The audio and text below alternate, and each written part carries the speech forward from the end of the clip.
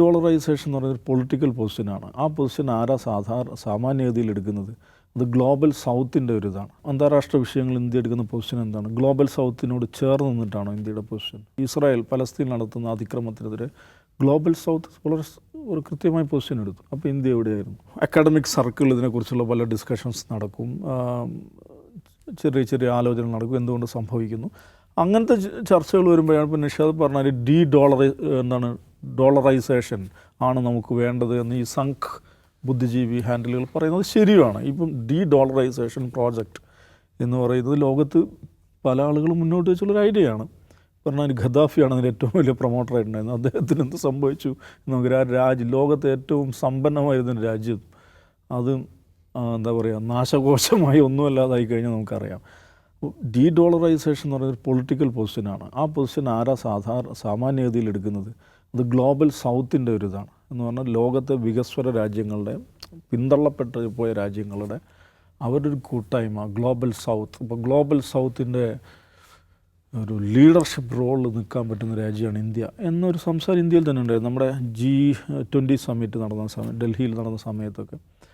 പക്ഷേ ഇന്ത്യ എടുക്കുന്ന അന്താരാഷ്ട്ര വിഷയങ്ങൾ ഇന്ത്യ എടുക്കുന്ന പൊസിഷൻ എന്താണ്? ഗ്ലോബൽ സൗത്തിനോട് ചേർന്ന് നിന്നിട്ടാണോ ഇന്ത്യയുടെ പൊസിഷൻ? ഇപ്പം ഈ ഇസ്രായേൽ പലസ്തീൻ നടത്തുന്ന അതിക്രമത്തിനെതിരെ ഗ്ലോബൽ സൗത്ത് വളരെ ഒരു കൃത്യമായ പൊസിഷൻ എടുത്തു. അപ്പോൾ ഇന്ത്യ എവിടെയായിരുന്നു? അപ്പം ഈ ഡോളറൈസേഷൻ പ്രോജക്റ്റ് എന്ന് പറയുന്നത് ഒരു എന്താ പറയുക, ഒരു ഒറ്റമുന സിദ്ധാന്തമല്ല. അത് ഫേസ്ഡ് ആയിട്ടുള്ള ഒരു അപ്രോച്ചാണ്. രാഷ്ട്രീയമായി ലോക രാഷ്ട്രീയത്തിൽ, ഡിപ്ലോമാറ്റിക് റിലേഷൻഷിപ്പിൽ, ബന്ധങ്ങളിൽ, നയതന്ത്ര ബന്ധങ്ങളിലൊക്കെ നമ്മൾ എന്ത് പൊസിഷൻ എടുക്കുന്നു എന്നതുമായിട്ട് ചേർന്ന് നിൽക്കുന്ന ഒരു ഹോളിസ്റ്റിക് പോളിസി ചേഞ്ചാണത്. അങ്ങനെ ഒരു പോളിസി ചേഞ്ച് ഇൻ്റർനാഷണൽ പൊളിറ്റിക്സിൽ, ഇൻ്റർനാഷണൽ റിലേഷൻസിൽ അത്രയും ബൃഹത്തായ ഒരു പോളിസി ചേഞ്ച് ഇന്ത്യ എടുക്കുന്നുണ്ടോ എന്ന് വെച്ചാൽ അങ്ങനെ ഇല്ല. ഇന്ത്യ പലപ്പോഴും ഈ പറയുന്ന ഈ ഡോളർ ശക്തികളുടെ കൂടെ നിൽക്കുന്നതാണ് പലപ്പോഴും നമ്മൾ കാണുന്നത്.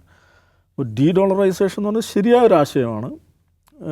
പക്ഷേ അത് അത്ര അങ്ങനെ പറയുക എന്നുള്ളതല്ലാതെ ആ ഒരു ലെവലിലേക്ക് സഞ്ചരിക്കണമെങ്കിൽ ഒരുപാട് പോളിസി ഷിഫ്റ്റുകൾ ആവശ്യമുണ്ട്. ആ നിലക്കുള്ളൊരു പോളിസി ഷിഫ്റ്റല്ല, ഏതെങ്കിലും തലക്കുള്ളൊരു പോളിസി ഓറിയൻറ്റേഷൻ, അങ്ങനെ തിങ്കിങ് തന്നെ ഇന്ത്യയിലുണ്ടോയെന്ന് വെച്ചാൽ അതില്ല.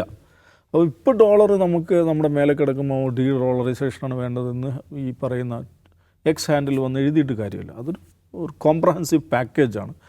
അതിനനുസരിച്ച് രാജ്യത്ത് മുന്നോട്ട് കൊണ്ടുപോകണം. അത് നടക്കുന്നില്ല.